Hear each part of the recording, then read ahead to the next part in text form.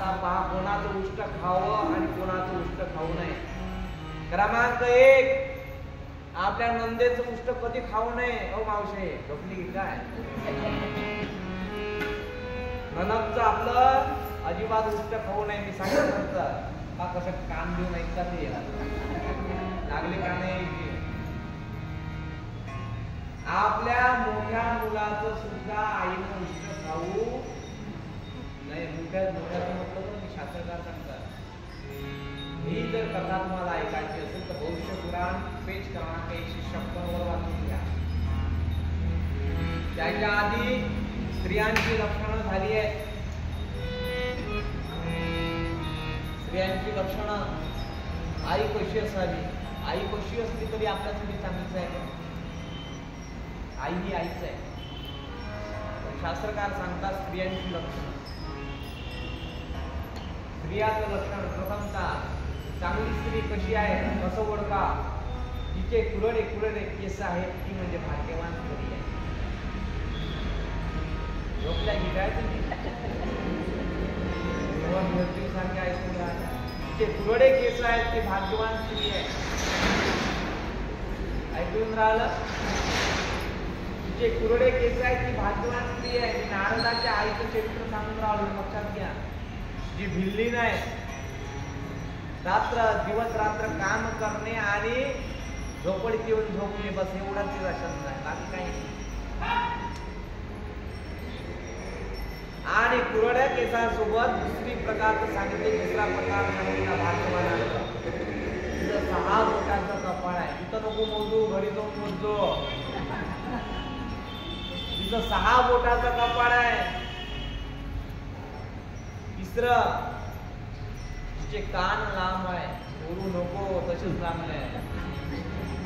तिचे कान लांब आहे. तिचे गुलाबी गुलाबी होठ आहे. काय तिचे होठ गुलाबासारखे आहेत. 4 सांगितले.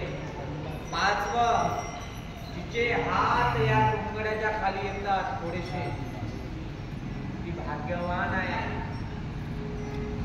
5वं सांगू का. आता काय सांगून करतात माझी चोरी काय सरकारची. आता दुसरं करायची आहे.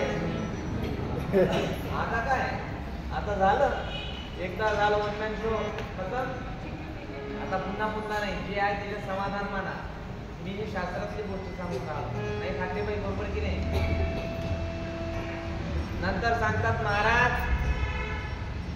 तिचे पाय जे आहे, पाय जुने लोक पाय पाहायचे ना शरीर संबंधाच्या वेळेस.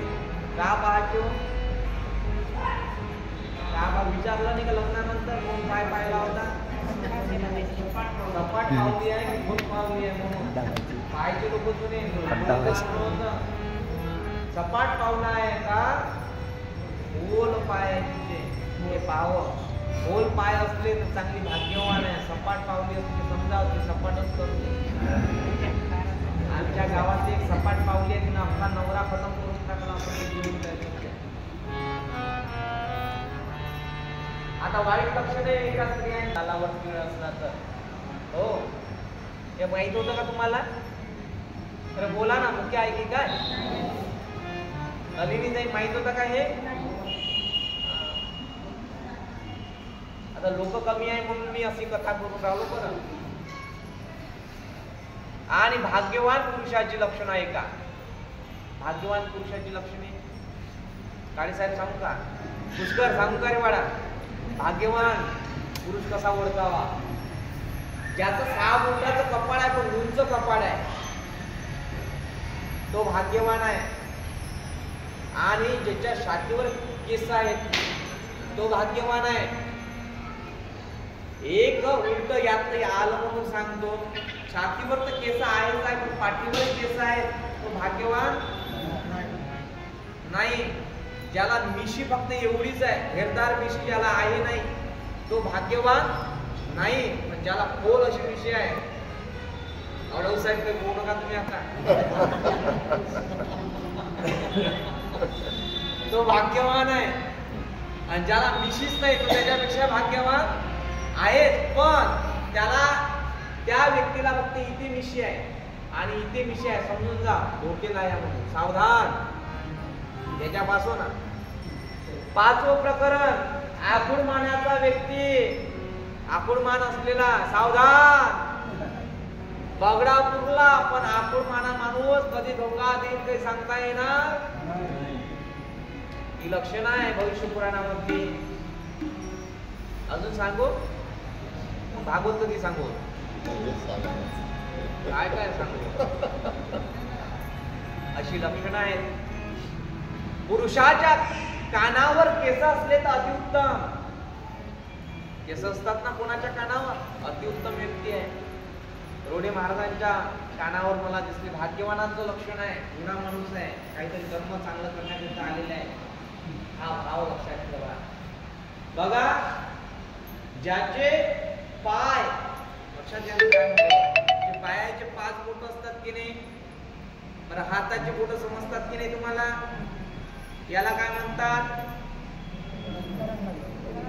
याला काय म्हणतात, याला काय म्हणतात, याला काय म्हणतात, तर्जनी.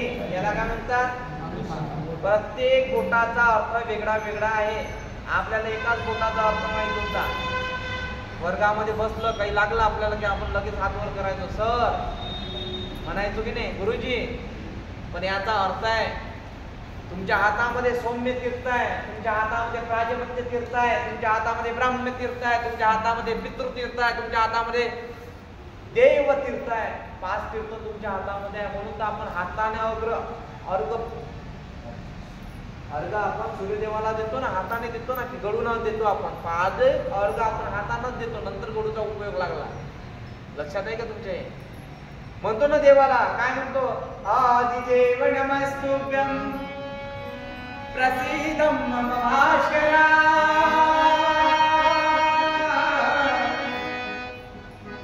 प्रसिद्ध मम भास्करा असं असणारा सूर्यदेवाला आपण देवतांना या 5ही तीर्थाचा उपयोग करतोय. माहिती आहे का, सौम्य तीर्थ कुठं आहे, प्राजपत्य तीर्थ कुठं आहे, ब्राह्म्य तीर्थ कुठं आहे, हे आपल्या हातामध्ये आहे. शुक्र पर्वत आहे, बुध पर्वत आहे, गुरु पर्वत आहे, रवी पर्वत आहे, काय नाही आपल्या हातामध्ये. तुझं आहे तुझं पासी परी तुझा चुकला, चुकलाय. आणि हे चुकलं, एकदा मी चुकलो होतो म्हणते नारद मुनी, पण आता मी सुधारलो. कशामुळे, शीतामुळे, संतांच्या प्रसादामुळे. म्हणून कोणाचं उष्ट खावं, कोणाचा कपडा वापरू नये, हो, कोणाचे दागिने वापरू नये, कोणाच्या दुसऱ्याच्या साड्या वापरू नये. भले दान करावं महाराज लोकांनी, हो, लक्षात घ्या काय म्हणतोय. दानामध्ये खूप शक्ती आहे. इथे दानाच्या स्वरूपामध्ये सेवा केली कोणी, नारदांनी. नारद मुनी चातुर्मासामध्ये सेवा करतात, फलित देतात. फलित दिल्यानंतर शीताचा प्रसाद मिळतो आणि ते भजनानंद होतात की नारायण नारायण नारायण नारायण. आणि अशाही वेळीच एक परिस्थिती निर्माण होते की ते संन्यास घेण्याच्या हेतूने त्या ऋषीमुनीकडे जातात की महाराज मला माझा स्वीकार करा, भाव माझा निर्मळ आहे, शुद्ध आहे, पण तुझ्या मागे आईचं कर्तव्य आहे. ऋषीमुनी वापस करतात. वापस पाठवल्यानंतर पाहतात, जोपर्यंत तुझी आई जिवंत आहे तोपर्यंत तुझी सेवा कर, सेवेचं फळ तुला निश्चित लाभेल. भिल्लाची आई, भिल्ल जिचा पुत्र आहे असं असणार ते नारद महाराजांची सेवा करतात. पण ती नारदाची आई छळ करते नारदाचा. तरी भाव शुद्ध आहे, कारण की सावत्र आहे, सगळी नाही. सावत्र असल्यामुळं स्वीकार करत नाही. एके दिवशी सर्पाचा दंश तिला होतो आणि ती मरण पावते. आणि इकडे नारद मुनी लहान असतानाच काय करतात, भिल्लाचा मुलगा तो निघून जातो, समाधी अवस्थेपर्यंत पोहोचतो. पण पुढच्या जन्मामध्ये, पुढच्या आयुष्यामध्ये महामुनी श्रीमंत नारायण